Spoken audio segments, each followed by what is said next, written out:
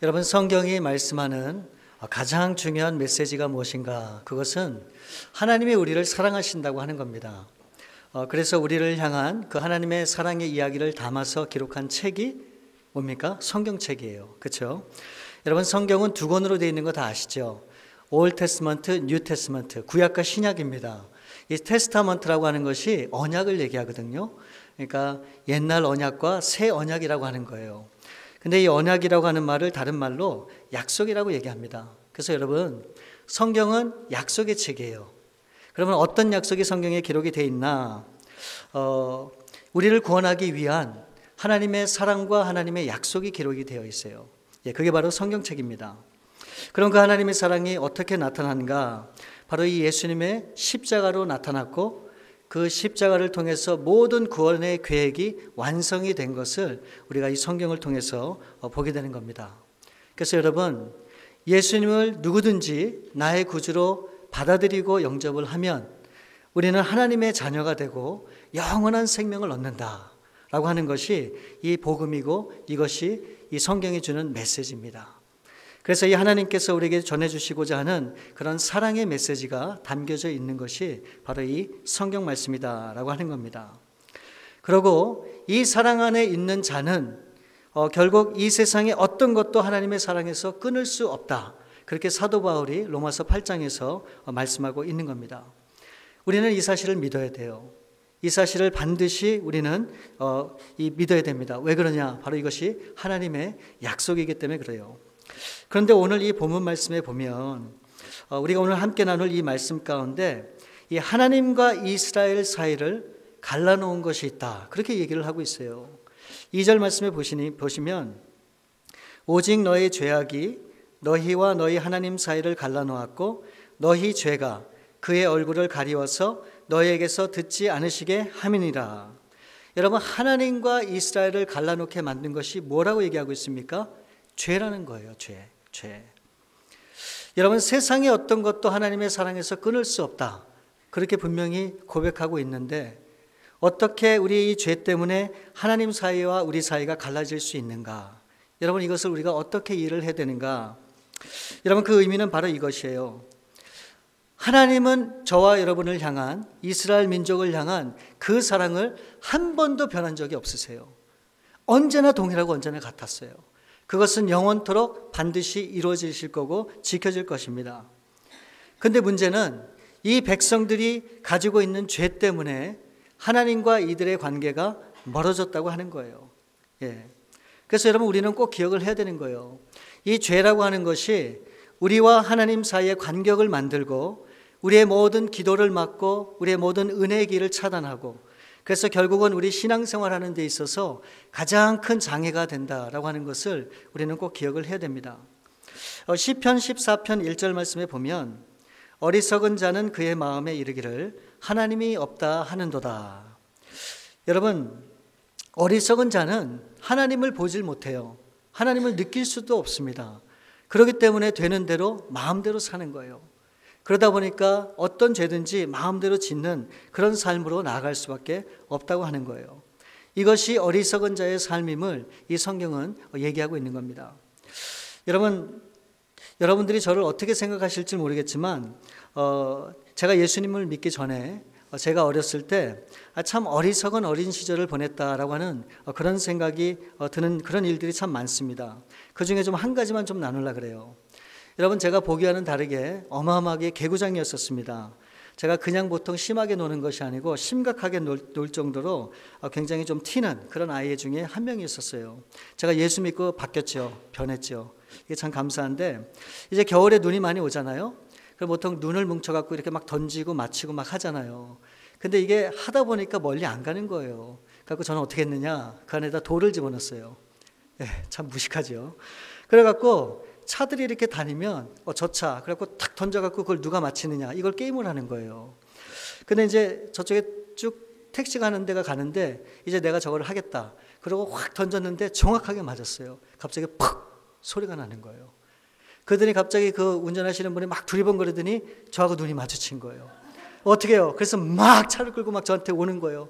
저는 정말 기억이 하나도 안 나요. 죽자 살자 막 도망갔던 그런 기억이 있어요. 만일 제가 그때 잡혔으면 제 인생이 어떻게 변했는지 알 수가 없어요.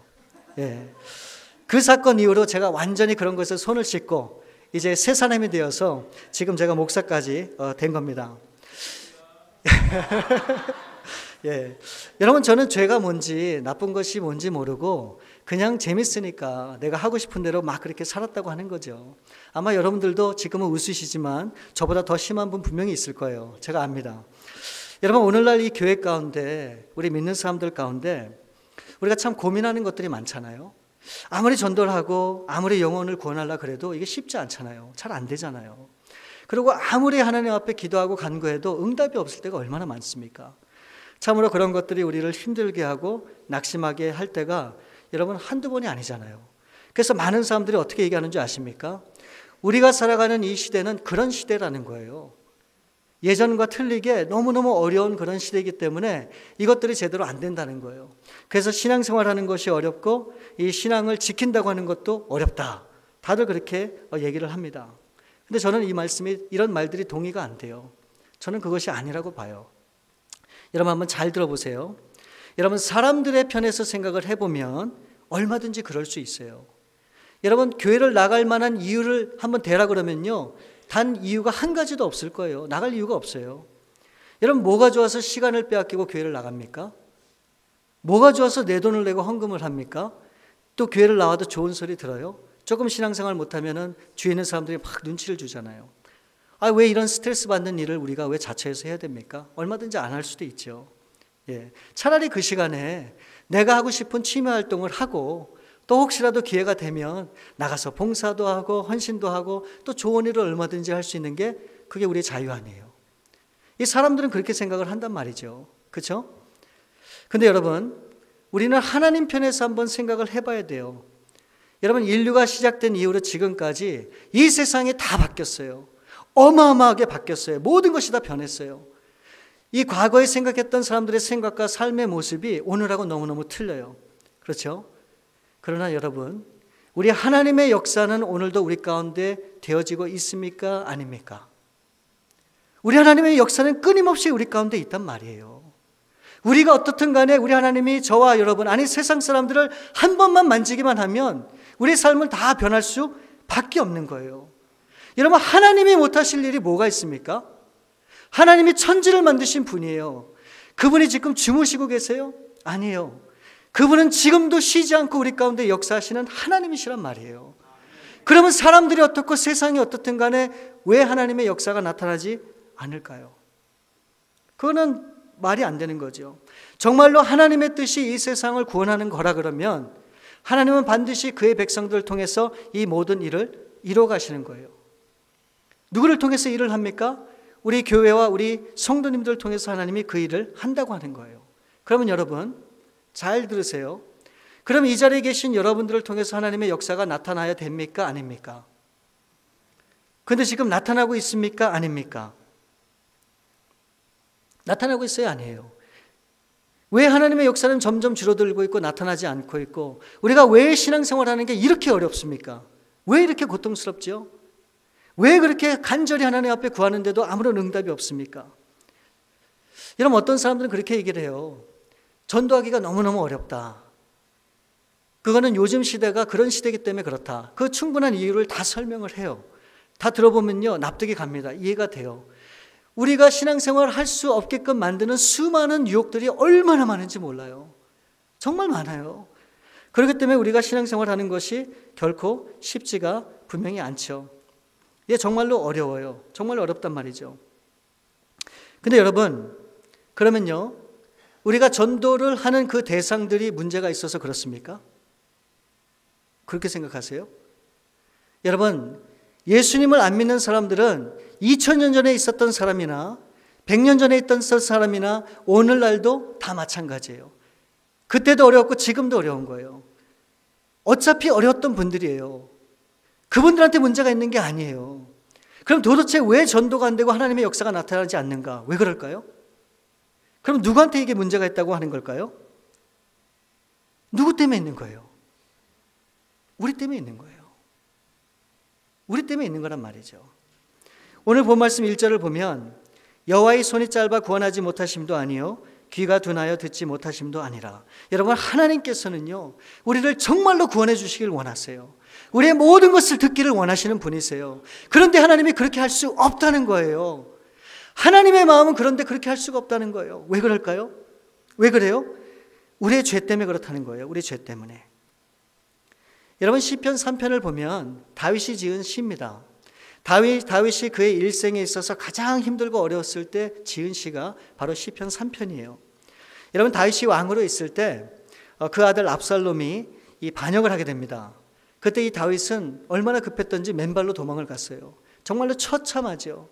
그런 처참한 가운데 지은 시가 바로 이 시편 3편인데, 여러분, 다윗의 삶에는 굉장히 어려움들이 많았어요. 굴곡도 많았어요. 여러분, 이 장인되는 사울을 피해서 20년간이나 고생을 엄청 했어요. 산에서 자기도 하고 들에서 자기도 하고 굴로 도망도 다니고, 그리고 이제 노년이 되어서는 누구에게 어려움을 당합니까? 그 아들 압살롬에게 쫓겨다니는 그런 신세가 되었단 말이죠. 시편 3편 1절 말씀에 보면 여호와의 나의 대적이 어찌 그리 많은지요, 일어나 나를 치는 자가 많으니이다. 여러분, 이 자식이 아버지를 이 반역을 했다고 하니까 분명히 사람들은 거기에 타당한 이유가 있을 거다, 그렇게 생각을 하는 거예요. 그래서 어떻게 합니까? 이 다윗에게 충성을 맹세했던 그 수많은 부하들, 신하들이 다 다윗을 떠나버린 거예요. 이것도 참 마음이 안타깝죠. 근데 이 다윗을 더 슬프게 만든 게 뭔지 아십니까? 시편 3편 2절에 보면 많은 사람이 나를 대적하여 말하기를 그는 하나님께 구원을 받지 못한다 하나이다. 이렇게 다윗이 어려움을 당하는 이유가 분명히 큰 죄를 지어서 하나님이 그를 심판하는 것이다. 그렇기 때문에 다윗은 그 죄를 받아 마땅하다, 그렇게 이야기를 했다는 겁니다. 근데 여러분, 다윗이 왜 이와 같은 고난과 역경을 겪어야 됩니까? 그 이유가 있어요. 여러분, 그 이유가 뭡니까? 하나님 앞에 다윗이 범죄했기 때문에 그래요. 여러분 잘 아시는 충성된 그런 이 다윗의 부하인 이 우리아의 아내 바세바를 범하는 그런 죄를 범하게 됩니다. 그래서 이 다윗을 하나님이 심판하시는 거예요. 여러분, 나단 선지자가 와서 다윗을 책망하면서 그렇게 얘기해요. 당신은 은밀히 그 죄를 행했지만 그 모든 죄를 드러내게 하시는 분은 하나님이시고 결국은 그 죄값으로 당신의 자식이 죽을 거라는 거예요. 그래서 결국 이 바세바를 통해서 낳은 이 자식이 죽게 됩니다. 그리고 이 다윗은 왕에서 쫓겨나게 되는 거예요. 여러분, 이런 엄청난 일이 무엇 때문에 생겼는가? 바로 이 다윗의 죄 때문에 생겼다고 하는 거예요. 여러분, 죄라고 하는 것은 하나님과 우리 사이의 이 모든 것을 갈라놓을 뿐만 아니라 우리를 사망으로 이끌어요. 우리 구원의 길을 막고 하나님의 사랑의 통로를 차단을 해요. 여러분, 세상 사람뿐만 아니고 우리 믿는 사람들조차 이 죄나 부정적인 얘기나 이 흠집 잡는 이야기를 할 때 이것을 받아들이기가 얼마나 힘듭니까? 참 어렵죠. 누가 좋아할 사람이 있겠습니까? 당연한 겁니다. 그런데 여러분, 성경은 지금도 계속해서 우리 가운데 말씀하는 게 뭔지 아세요? 한시도 멈추지 않고 계속해서 강조하는 것이 뭔지 아세요? 거룩하라는 거예요. 순결해야 된다고 하는 거예요.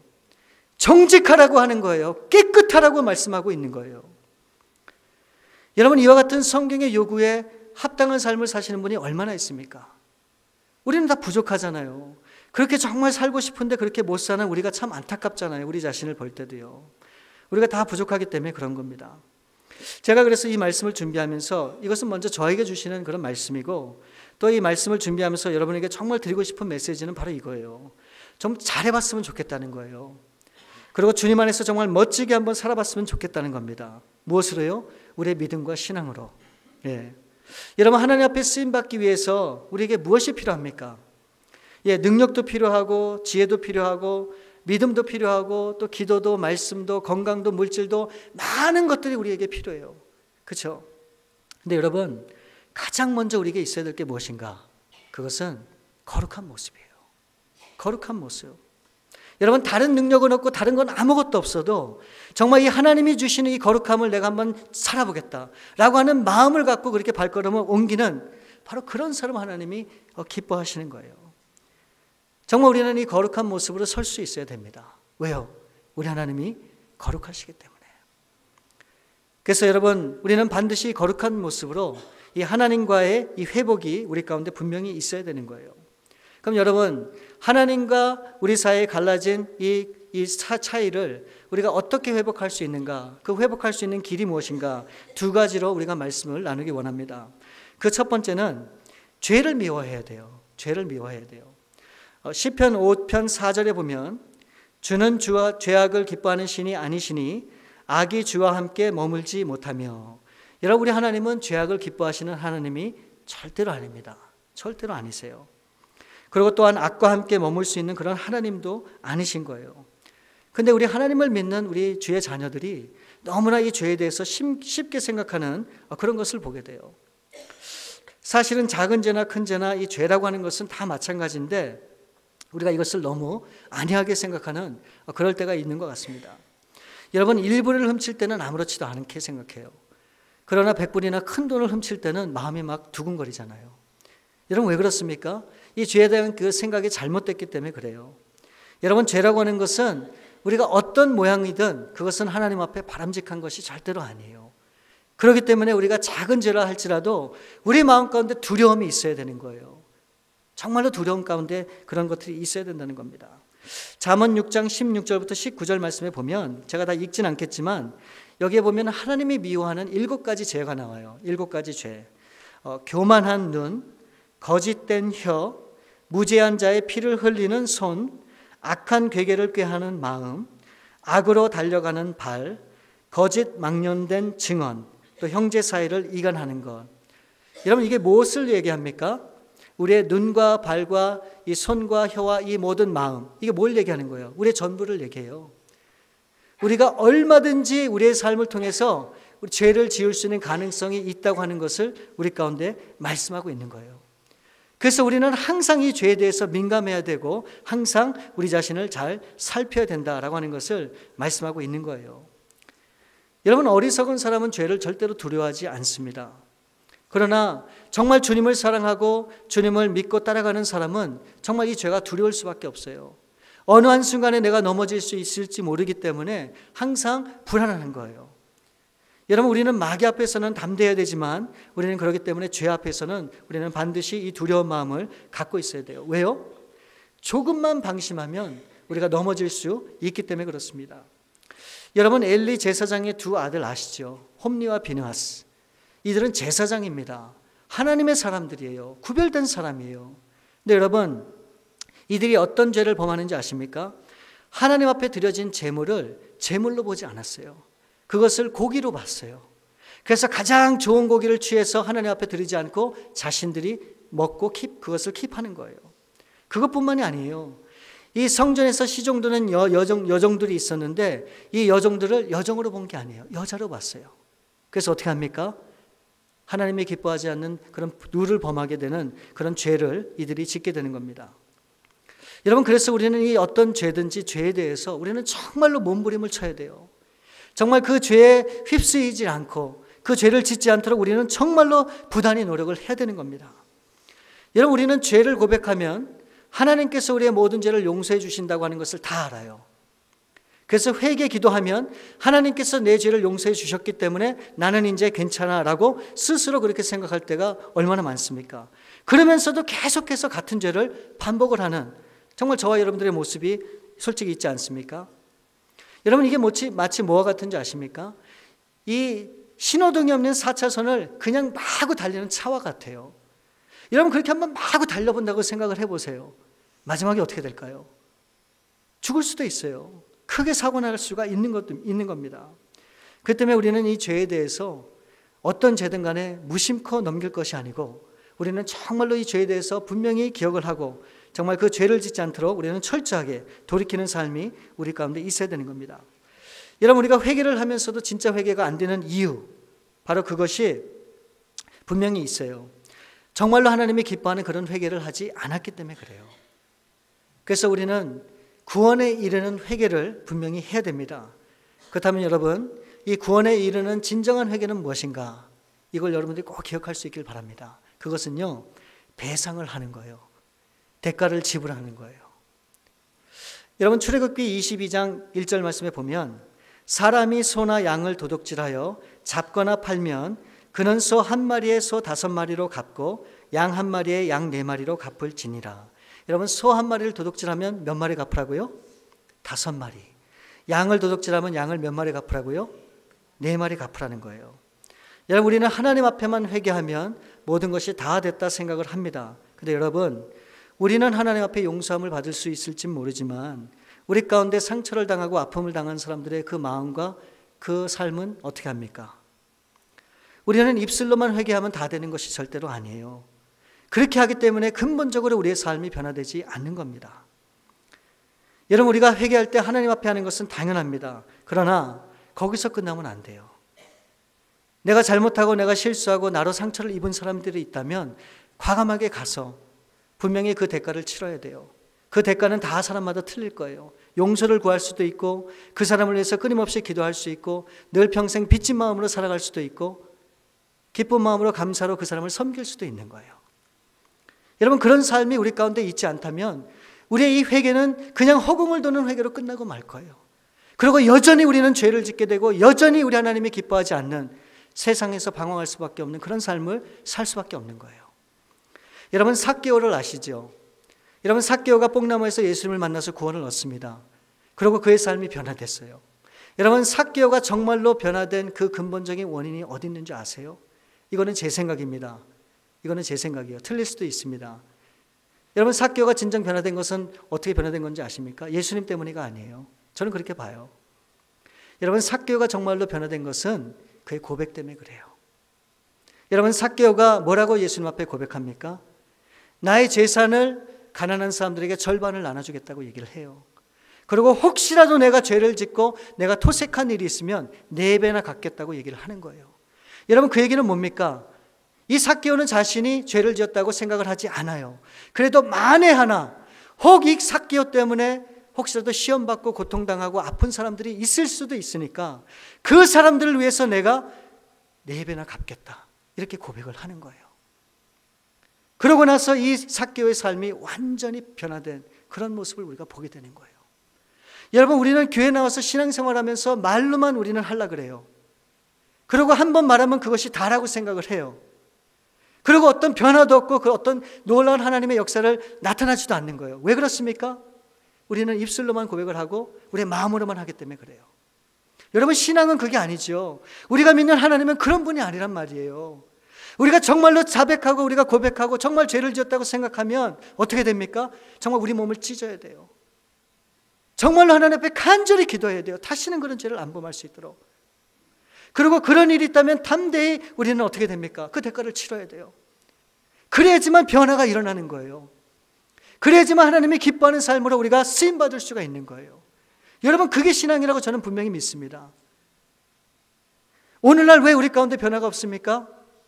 왜 오늘날 우리 가운데 놀라운 하나님의 역사가 나타나지 않습니까? 우리가 어떤 마음으로 신앙생활을 하느냐에 따라서 바로 거기에 결정이 되는 거예요. 여러분, 우리는 죄를 멀리하고 정말 죄에 대해서 안타까워하고 그것 때문에 정말로 씨름하고 이제는 주님 앞에 다시는 내가 그런 죄를 짓지 않겠다고 고백하고 그리고 정말 담대히 거기서 돌아서서 이제는 하나님이 기뻐하는 삶으로 정말 결단하고 나갈 때 거기에 하나님의 놀라운 역사가 분명히 있을 줄 믿습니다. 여러분, 하나님과 우리 사이를 회복할 수 있는 두 번째 길은 무엇인가? 그것은 진리를 붙드는 거예요. 여러분, 기독교는 뭡니까? 진리예요. 여러분, 진리는 두 가지가 아니에요. 여러 가지가 아니에요. 진리는 단 한 가지입니다. 그렇죠? 바로 이 진리를 믿고 살아가는 사람이 저와 여러분의 삶이라는 거예요. 그 때문에 저와 여러분이 진리가 되는 거예요. 요한복음 14장 6절 말씀에 보면 예수께서 이르시되 내가 곧 길이요 진리요 생명이니 나로 말미암지 않고는 아버지께로 올 자가 없느니라.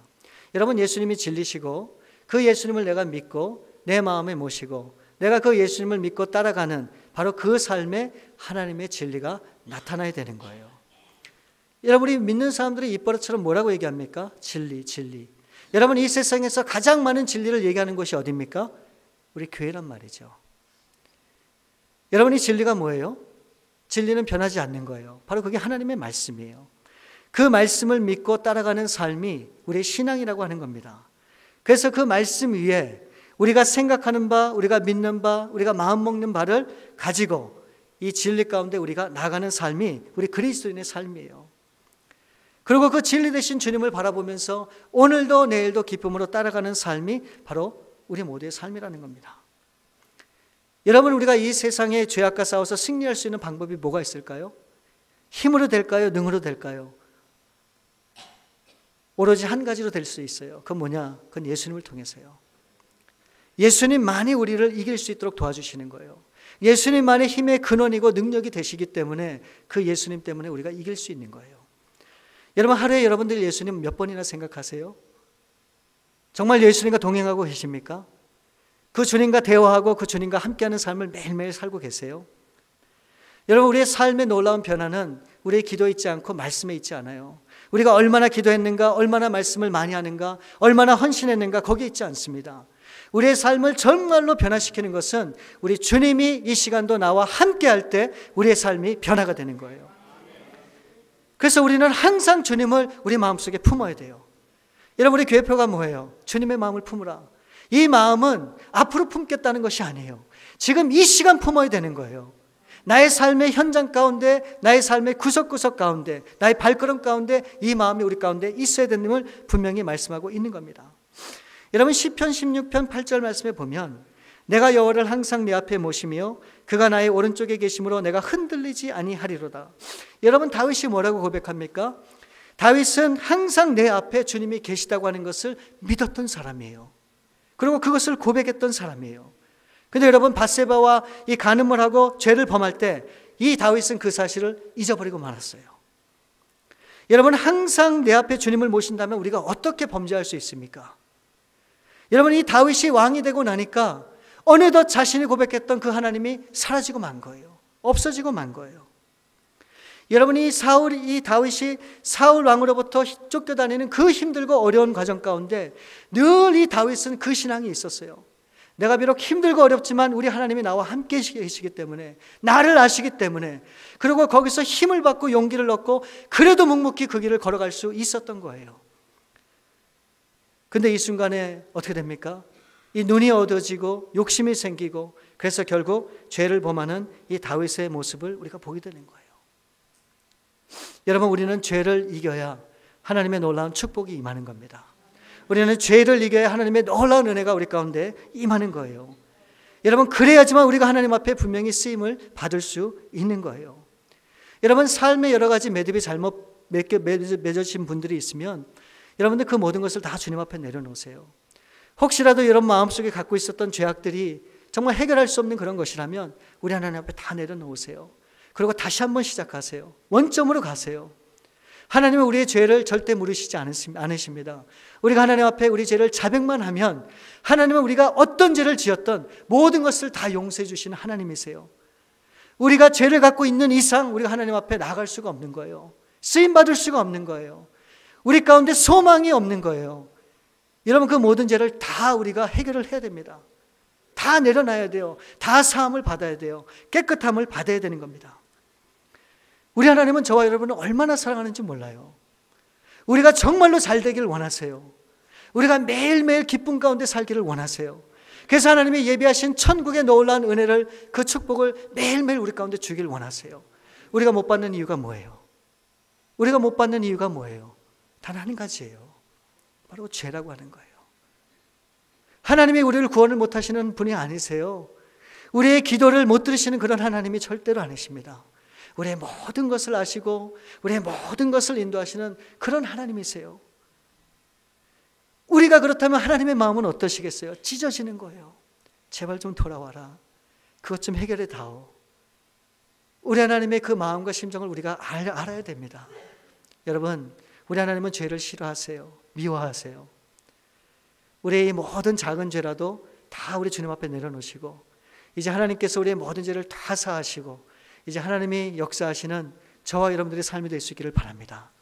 그래서 정말로 하나님 앞에 영광 돌리고 이 마지막 때 쓰임받는 우리 임마누엘 선교교회와 우리 모든 성도님들 될 수 있기를 우리 주님의 이름으로 축원을 드립니다.